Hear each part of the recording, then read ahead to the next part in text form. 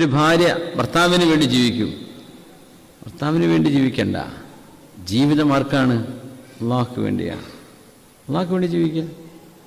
പക്ഷെ ഭർത്താവിന് ഖിദ്മത്ത് എടുക്കണം, ഉമ്മാനെ നോക്കണം, അപ്പാനെ നോക്കണം, മക്കളെ നോക്കണം. ഇതൊക്കെ നമ്മുടെ ടാസ്കുകളാണ്. പക്ഷെ ജീവിക്കുന്നത് ആർക്കാണ്? അള്ളാഹുക്ക് വേണ്ടിയാണ്. ആ ഒരു ലക്ഷ്യത്തിലേക്ക് എത്തിപ്പെടാൻ കഴിയണം. അപ്പം നമ്മൾ എൻ്റെ കുട്ടികൾക്കും മക്കൾക്കും വേണ്ടി ജീവിക്കുക, അങ്ങനെയല്ല. അതും എല്ലാവരും ഇങ്ങനെ തന്നെ, ലോകത്തെ എല്ലാ മനുഷ്യരും ചെയ്യുന്ന പണിയാണ്. മുഅ്മിൻ അങ്ങനെയല്ല. ഞാൻ ജീവിക്കുന്നത് അള്ളാഹുവിന് വേണ്ടിയാണ്. പക്ഷെ എൻ്റെ കുട്ടികളെയും മക്കളെ ഞാൻ നോക്കണം, അതെൻ്റെ ബാധ്യതയാണ്. പക്ഷെ എൻ്റെ ജീവിത ലക്ഷ്യമാരാണ്? അള്ളാഹുവാണ്. അപ്പോഴേ ആ ഒരു ലക്ഷ്യത്തിന് ജീവിക്കുമ്പോഴേ ഹൃദയത്തിനൊരു ജീവൻ ഉണ്ടാവുള്ളൂ. നമ്മുടെ ജീവിത ലക്ഷ്യം എന്താണ്?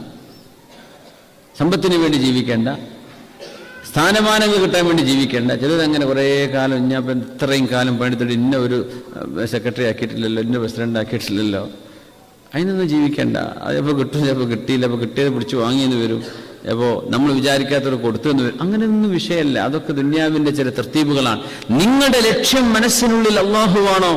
ഞാൻ അള്ളാഹുക്ക് വേണ്ടി ജീവിക്കുക, എനിക്കെൻ്റെ പഠിച്ചോനെ ചെന്ന് കാണണം, അള്ളാഹുവിനോട് നേരിട്ട് സംസാരിക്കണം,